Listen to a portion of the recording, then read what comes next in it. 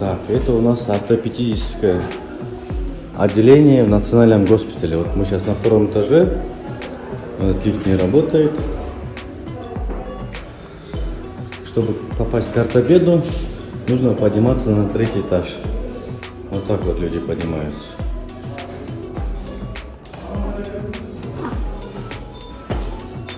И таких много их тут. А здесь скоро ремонт идет. 몸은 скажет, потом душой там это.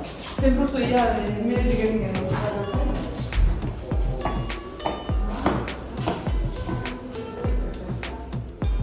До сих пор поднимаемся.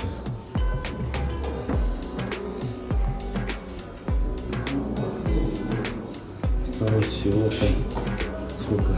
Раз, два, три, 4, 5, 6, 7, 8, 9. 9 ступенек, и мы в отделении ортопедии.